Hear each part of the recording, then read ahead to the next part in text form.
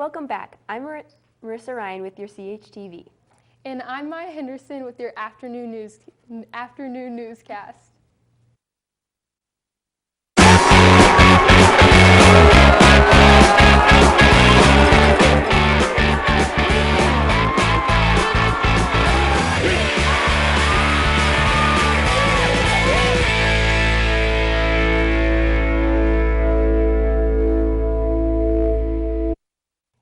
Headlines. After a 7.1 magnitude earthquake hit Enrique Rebsamen, a Mexico City private school on Tuesday, the death toll in Morelos, Mexico State, Puebla, and Mexico City rose to 2,017 people in less than a 24-hour span after the earthquake hit.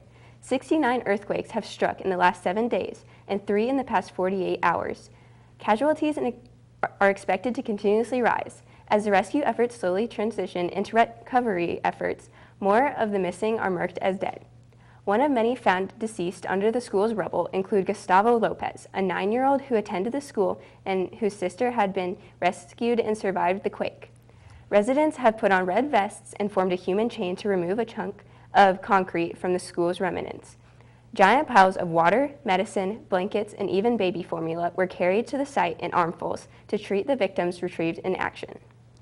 A deaf man is fatally shot by an Oklahoma police officer after proving unresponsive when instructed by officers to drop his weapon. Horrified neighbors tried to tell the police about Magdiel Sanchez's condition, but were unheard by the officers on duty due to all of the commotion at the scene. The officer responsible has been put on administrative leave, but currently there have been no charges made against him. Now off to Morgan with our local news update. Thanks, Maya. In recent Greyhound news, Carmel has released the names of the 52 seniors who have made it to the National Merit Scholarship semifinals. These students have competed against 1.5 million other students from high schools across the country to make it to the semifinals. Our Greyhound seniors must now fight to earn one of the 7,500 available scholarships. Each are worth $2,500. For more information on the National Merit Scholarship or for the list of the 52 Carmel semifinalists, visit the Carmel website. Now back to you, Maya. In sports news today, a young Yankee fan is taken from a game to a hospital after being hit by a foul ball. The toddler was sitting in the lower level seats with her grandparents when she was hit in the face by a 105 miles per hour baseball. Players Todd Frazier and Matt Holliday were seen to be visibly upset on the field after witnessing the girl's injury. As of now, the girl's identity and status remain concealed by HIPAA laws in an effort to maintain her privacy. Now to Drew and Will with your sports brief. Thanks, Maya. Over the past month, the Cleveland Indians went on a winning streak that only one team in the history of baseball has ever been better. They won 22 straight games, breaking multiple records, one of them being most home runs in a winning streak, hitting 41 and only allowing 36. Runs totals, they also outscored their opponents 140-36. Unfortunately, last Friday they played the Royals and lost 4-3.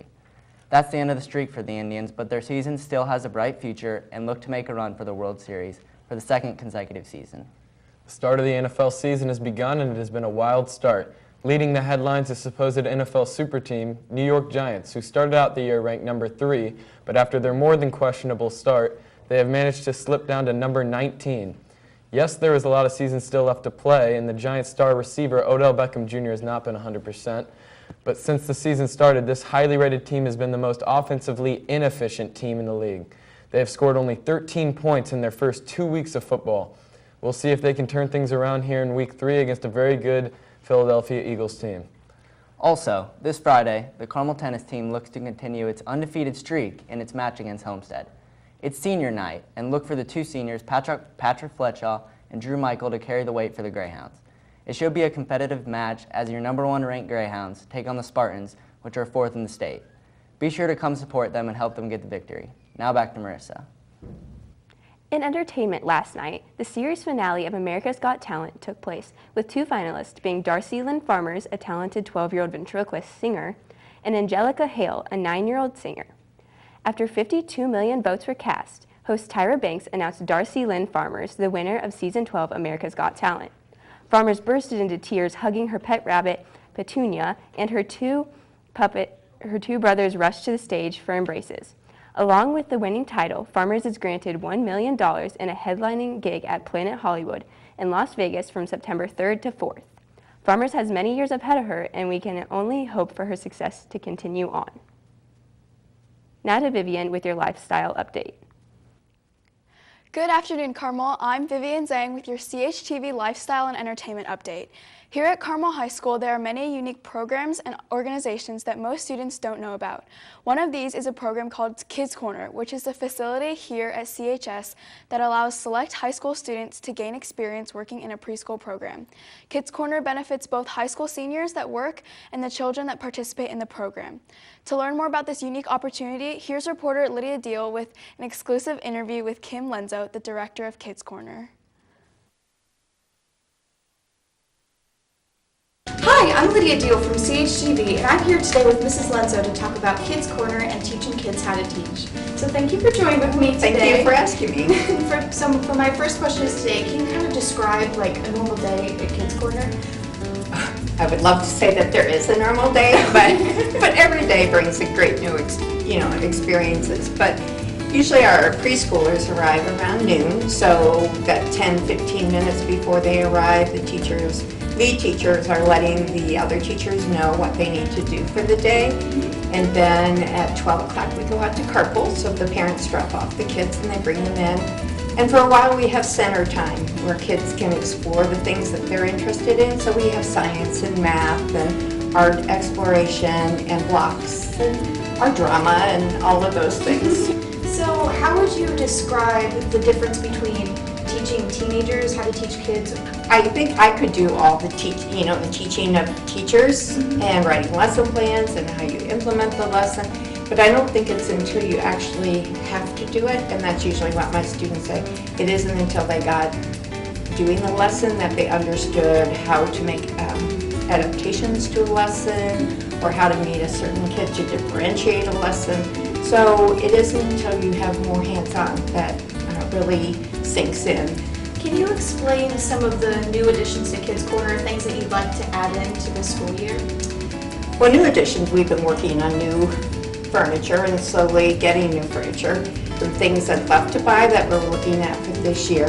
New carts for the room so that they're more preschool friendly, so that students, the young ones, the preschoolers, have the opportunity to select the materials they want without having to ask permission.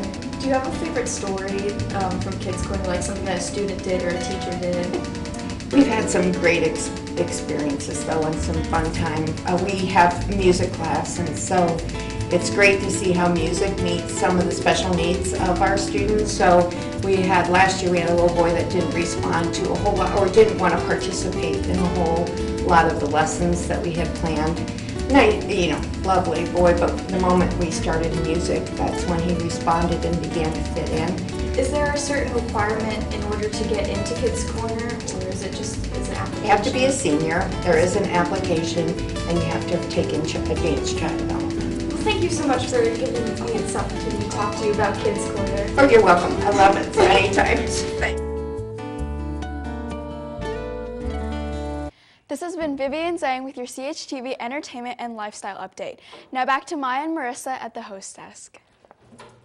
That's all for today. We hope you enjoyed the latest edition of CHTV News. I'm Marissa Ryan. And I'm Maya Henderson, signing off. Have a great rest of your day, Carmel.